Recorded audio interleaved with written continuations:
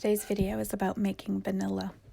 This is one of those things you would think would be hard, but it really isn't. This is a bottle that I made just over a year ago. It's the bottle that we're currently using, and you can see the nice dark color that it has there as it sat and aged for a year. Today I'm using 12 vanilla beans for 2 cups of alcohol, and so that's 6 beans per cup. I'm using vodka. People make vanilla with all kinds of alcohol. Bourbon, rum, brandy, vodka are all used. I think that bourbon and vodka are probably the most common.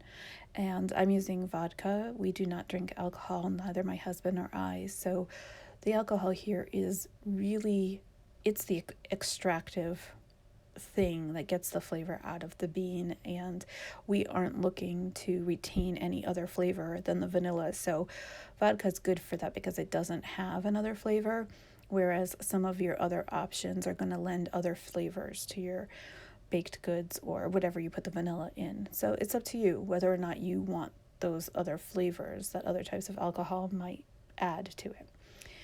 So here I am just splitting these vanilla beans in half.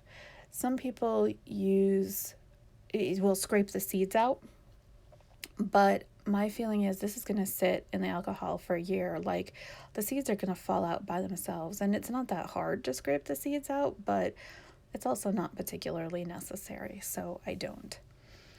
The bottle of vanilla that I showed you that I had made a year ago, I cannot remember how many vanilla beans I put in there. I think that I put 4 per cup. A cup is about 250 milliliters. And so I don't remember, though. I didn't write it down. I know I just looked at a bunch of recipes on the internet and I was like, okay, I guess I'll do X. Do I remember what X is? No.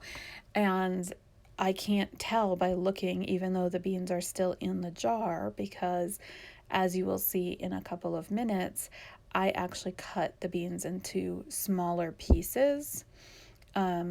And because of that, it's not just like they're cut in half like I'm doing now. They're cut smaller than that. So I cannot, by looking at the other one, tell what I had done before. So we're doing a new experiment here and doing the 6 beans per cup. The more beans you put in, the stronger the flavor of your vanilla will be, and there's some sort of trade-off there between how much are you going to use. You can use double the amount of beans and half the amount of vanilla when you measure it, or you can do like a standard number of beans and use twice as much. So it's the same thing, it's just how many beans do you have.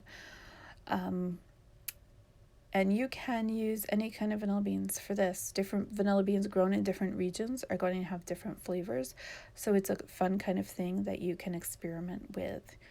And ultimately, vanilla is going to be less expensive when you make it, because in general, you are going to be able to buy your beans for less. I'm showing you there the bottle that I use, which is actually a reusable bottle for like SodaStream machines. I don't have a SodaStream, but I got those bottles because they're really good for other things. Like the vinaigrette that I made, I put in one of those.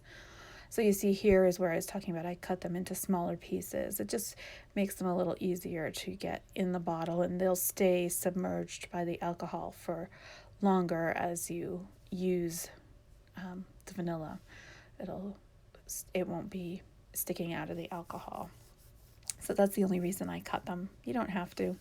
If they fit in your bottle and you don't want to cut them, you don't have to. But I just prefer to cut them.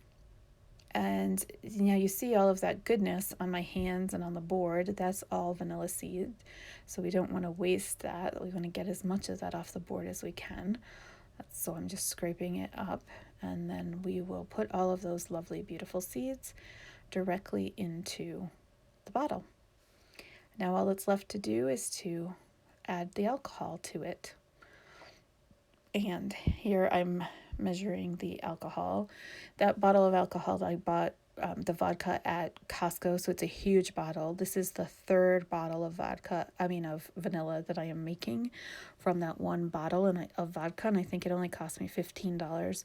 The expensive part of vanilla is the beans itself. It is not the alcohol. You do not need expensive alcohol for this. It's really just a solvent, is all we're using it for. So you really do not need expensive alcohol for this.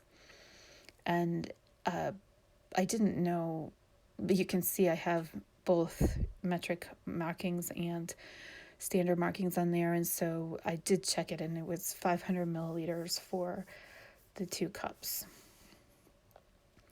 And that's literally it. Cut up some beans, toss them in some alcohol. That's all you have to do to make vanilla. And it tastes so much better than store-bought. I'm just shaking it up here. When you make the vanilla, you do want to shake it every day or so, maybe for the first week, and maybe once a week after that. And just whenever you think about it, stick it in a corner of your pantry. It's ready to go in about 6 months.